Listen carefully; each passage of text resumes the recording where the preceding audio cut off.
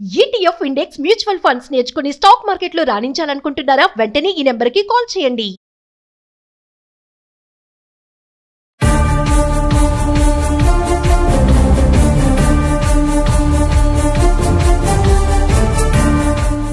నమస్తే, welcome to Suman TV. ప్రస్తుతం మనతో పాటు రామ్మేటి గారు ఉన్నారు. వీరితో ఈరోజు మనకి రాజేంద్ర నగర్లో జరిగిన ఇన్సిడెంట్ గురించి మాట్లాడదాం. హలో అండి, రామ్ గారు నమస్తే. నమస్తే అండి. చూస్తున్నాం కదా ఇప్పుడు మనకి రాజేంద్ర నగర్లో ఒక ఇన్సిడెంట్ అనేది మనకు షూట్ చేసుకోవడం చూసాం. అందులో ఏంటంటే ఒక మహిళ, మామూలుగా అందరూ తిరిగే దారే అది, అక్కడ కాకపోతే తను చనిపోయి అక్కడ పడుంది. అది ఆల్మోస్ట్ కుళ్ళిపోయే స్టేజ్ లో ఉంది. అంతవరకు ఎవరు దాన్ని గమనించలేదు అని వస్తున్నాయి న్యూస్.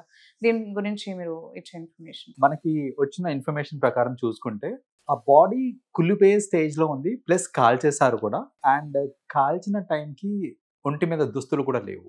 బేసిక్ గా దగ్గరలోనే తను వేసుకున్న ఈ చున్నీ కానివ్వండి, ప్యాంట్స్ కానివ్వండి, అది దగ్గరలోనే పడి ఉన్నాయి. తన పేరు బేగం అనేసి గుర్తించారు.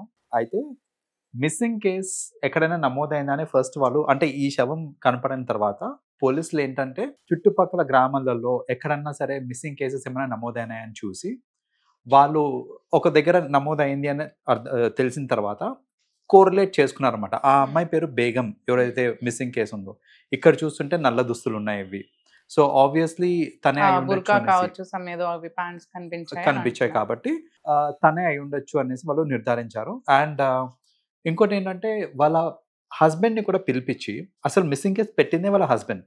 సో వాళ్ళ హస్బెండ్ ని కూడా పిలిపించి గుర్తుపట్టమని అడిగితే గుర్తుపట్టే స్టేజ్ లో కూడా లేదు యాక్చువల్ గా ఆ బాడీ. అంటే ఆ విధంగా కుళ్ళిపోవడం కానీ కాల్చడం కానీ జరిగింది. సో ఏంటంటే బట్ కోరిలేట్ చేసుకొని, అండ్ ఇంకోటి ఏంటంటే అతను కంప్లైంట్ చేసినప్పుడు, మిస్సింగ్ కంప్లైంట్ ఇచ్చినప్పుడు పోలీసులు అడిగారు ఏమై ఉండొచ్చు, ఎక్కడికి వెళ్ళి ఉండొచ్చు అని అనుకుంటున్నావు అని అడిగినప్పుడు అతను ఇచ్చిన ఒక ఇన్ఫర్మేషన్ ఏంటంటే తనకి కళ్ళు తాగే ఎడిక్షన్ ఒకటి ఉందంట. లైక్ రెగ్యులర్ గా కళ్ళు బాగా తాగేదంట. అది కూడా కొంచెం కూడా కాదు, బాగా తాగేది. తాగకుండా ఉండు అని ఎన్నిసార్లు చెప్పినా కూడా వినేది కాదు. తను ఖచ్చితంగా కళ్ళు తాగడానికి ఎటో చోటు వెళ్ళిపోయేది. ఆమెకు అలవాటు ఉంది, మేబీ కళ్ళు తాగడానికి వెళ్ళిందేమో అని ఒక ఇన్ఫర్మేషన్ అయితే ఇచ్చారు. ఈ బాడీ ఎక్కడైతే దొరికిందో ఆ బాడీ దగ్గరలో ఒక కళ్ళు కాంపౌండ్ కూడా ఉంది దగ్గరలోనే. కానీ అక్కడ ఆ కళ్ళు షాప్ ఓనర్ని అడిగితేనేమో, మా దగ్గరికి ఇక్కడ జనరల్ గా మహిళలు ఎవరు రారండి కళ్ళు తాగడానికి, ఎవరు వచ్చి ఉండకపోవచ్చు అనేసి కొట్టిపారేశారు. పాసిబిలిటీ లేదు అని కొట్టిపారేశారు అనమాట. అయితే ఇప్పుడు ఇక్కడ తెలియాల్సిన అంశాలు ఏంటంటే, నిజంగానే ఆమె కళ్ళు తాగడానికి వచ్చింది అని అంటే ఇంకో గ్రామానికి వచ్చి మరి తాగాల్సిన అవసరం లేదు. వాళ్ళ సొంత గ్రామంలోనే ఎన్నో కళ్ళు కాంపౌండ్లు ఉన్నాయి, అక్కడే తాగుండొచ్చు. ఇక్కడ దాకా వచ్చి తాగాల్సిన అవసరం లేదు. సో ఇక్కడికి ఎందుకు వచ్చింది అని ఫస్ట్ పాయింట్ పోలీసులు ఛేదించాల్సిన విషయం ఇది. రెండోది ఏంటంటే, ఇప్పుడు ఆమె కళ్ళు తాగడానికి వచ్చింది, ఎవరితోటి వచ్చింది, చంపాల్సిన అవసరం ఏంటి, అంటే ఎవరితోటన్నా ఇష్యూస్ ఉన్నాయా ఏంటి అని ఆ కోణంలో కూడా ఆలోచించాల్సిన విషయం ఉంది. అండ్ ఇప్పుడు చూడండి, వాళ్ళ హస్బెండ్ ఇచ్చిన ఇన్ఫర్మేషన్ కూడా ఉంది ఇక్కడ. అతను చూస్తేనేమో ఒక 2 days 3 days బ్యాక్ ఇచ్చాడు కంప్లైంట్. ఇక్కడ శవం చూస్తేనేమో కుళ్ళిపోయే స్టేజ్ లో ఉంది, డీకంపోజింగ్ స్టేజ్ లో ఉంది. అంటే ఇప్పుడు మనం we have to draw dots here as well, అంటే connecting the dots. హస్బెండ్ మీద అనుమానించొచ్చు అంటారా? పాసిబిలిటీ. ఎందుకంటే ఇప్పుడు చూడండి, కుళ్ళిపోయే స్టేజ్ వచ్చింది, అతనేమో 2 days బ్యాక్ ఇచ్చాడు అని అంటే. ఎందట్టు మీరు అన్నట్టు ఆ ఊర్లో కూడా తాగొచ్చు, కళ్ళు తాగాలి ఒకవేళ తను అనుకుంటే ఆ ఊర్లోనే తాగొచ్చు. అవును. పర్టికులర్ గా అది మెన్షన్ చేశాడు, ఆమె కళ్ళు తాగే అలవాటు ఉంది, ఇలా ఎక్కడంటే అక్కడ వెళ్ళిపోతుంది చెప్పకుండా అని మెన్షన్ చేశాడు. కాబట్టి మేబీ పాసిబిలిటీ సస్పెక్ట్ అంటే ఖచ్చితంగా అతనని చెప్పడానికి లేదు, కానీ ఖచ్చితంగా ఇంట్రోగేట్ చేయాల్సిందే. ఎందుకంటే వినెవర్ ఈ మధ్య చూస్తున్నాం కదా ఇన్స్టెన్సెస్, లైక్ సొంత వైఫ్స్, సొంత హస్బెండ్స్ వాళ్ళు వాళ్ళ స్పౌస్ ని చంపడం అనేది జరుగుతుంది. సో ఇలాంటి కేసులు ఏంటంటే తనని కూడా అనుమానించాల్సిన విషయం అవసరం ఉంది ఇక్కడ. సో ఆన్ ది హోల్ చూసుకుంటే ఏంటంటే ఆమె గురించి పెద్దగా డీటెయిల్స్ ఇంకా ఏం రాలేదు బయటకి. కరెంట్లీ పోలీస్ వాళ్ళు ఏంటంటే చుట్టుపక్కల ఉన్న సీసీ కెమెరాస్ అవిటిని పరిశీలిస్తున్నారు. వాళ్ళు చుట్టుపక్కల ఉన్న ఆ కళ్ళు కాంపౌండ్ కానివ్వండి, జస్ట్ ఒక 200 meters దూరంలో ఉంది అది. ఇంకోటి ఏంటంటే కొంచెం దూరంలో హై రైజ్ అపార్ట్మెంట్స్ అవి ఉన్నాయి. సో ఆ హై రైజ్ అపార్ట్మెంట్స్ కి సంబంధించిన సీసీ కెమెరాస్ కూడా చెక్ చేస్తున్నారు. ఇట్ ఈస్ డిఫికల్ట్, అంటే అక్కడి నుంచి కరెక్ట్ గా గుర్తించడం డిఫికల్ట్.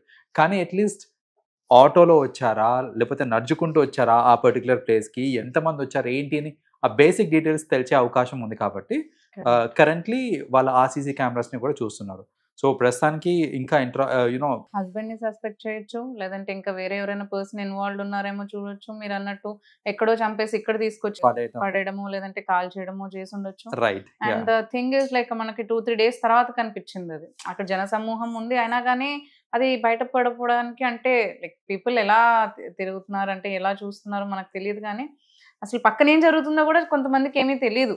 కరెక్ట్. సో ఇప్పుడు 2-3 days నుంచి శవం అక్కడ ఉంది, కానీ పోలీసులకు ఎవరు ఇంకా చెప్పలేదు అని అంటే అది కూడా కొంచెం బాధాకరం యాక్చువల్గా. ఎందుకంటే జనాలు ఈ మధ్యన ఏంటంటే మనకెందుకులే అనేసి, లేకపోతే they are not even worried about what is happening. ఇప్పుడు నిజంగానే నాకు అనిపించింది ఏంటంటే అబ్బా ఇప్పుడు ఎవరు పోతారు పోలీస్ స్టేషన్ కి, ఎవరు చెప్తారులే అనే నోషన్ లోనే ఉంటారే కానీ నిజంగా కొంచెం ఎఫర్ట్ తీసుకొని ఇది ఓన్లీ ఈ శవం విషయంలోనే కాదండి, నేను చూస్తూ ఉంటాను యాక్సిడెంట్ అయినప్పుడు కూడా ముందైతే ఇంత గ్రూప్ జమ అయ్యేది, ఇప్పుడు ఒకరు కూడా అలా చూసుకుంటూ వెళ్ళిపోతారు. అందరూ they are just passing by and 108 కి ఎవరో ఒకరు కాల్ చేసి ఉంటారులే అనే ఒక నోషన్ లో వదిలేస్తున్నారే తప్ప, లేదా మనకి ఎందుకులే అని వదిలేస్తున్నారు, కానీ నిజంగా ఆగి హెల్ప్ చేసే వాళ్ళు చాలా తక్కువ మంది ఉన్నారండి. సో ఇప్పుడు చూస్తుంటే కూడా ఏదైనా యాక్సిడెంట్ అయింది కింద పడి కొట్టుకుంటున్నారంటే అలా వెళ్ళిపోతా ఉంటారే కానీ పాస్ అవుతూనే ఉంటాయి. నాకు ఎంత సాడ్ అనిపిస్తుంది అంటే అసలు ఒక్కరు కూడా అసలు నించొని కనీసం ఏమైందని చూసే అంత కూడా ఇవ్వరు. ఎవరిది వాళ్ళు చూసుకుంటా మన పని మనం చేసుకుందాం అన్నట్టు వెళ్ళిపోతూ ఉంటారు. సో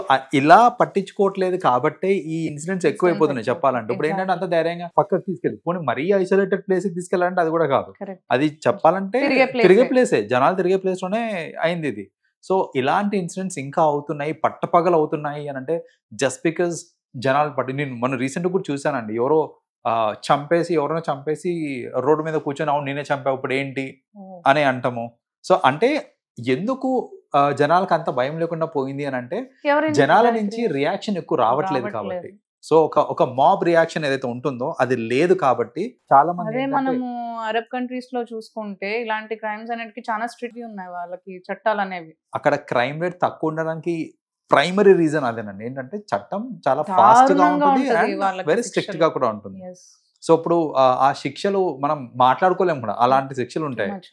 ఆ లెవెల్ ఆఫ్ స్ట్రిక్ట్నెస్ ఉంది కాబట్టి అక్కడ క్రైమ్ కూడా అదే లెవెల్లో కంట్రోల్ గా ఉంటుంది. సో మేబీ మనం కూడా we have to think about certain things like మన లాస్ ని కూడా కొంచెం టైటన్ చేస్తే మేబీ టైటన్ చేయాలి. అండ్ హ్యుమానిటీ అనేది మర్చిపోతున్నారు యాక్చువల్లీ చాలా మంది. అది కూడా లైవ్ పెట్టుకుంటే ఇలాంటి ఇన్సిడెంట్స్ లో అరే నేను ఏమన్నా చేస్తే ఎవరో ఒకరు వచ్చి అడుగుతారనే భయం ఉంటుంది కదా. Correct. So you know we have to educate people also, like you know మనం సొసైటీలో ఉన్నప్పుడు ఒక రెస్పాన్సిబిలిటీ అనేది తీసుకోవాలి టువర్డ్స్ సొసైటీ అనేసి.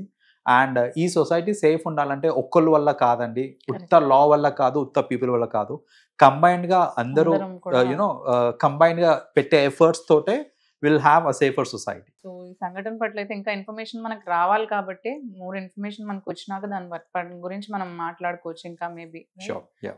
Thank you అండి. Thanks for sharing the information. Yeah, you're welcome.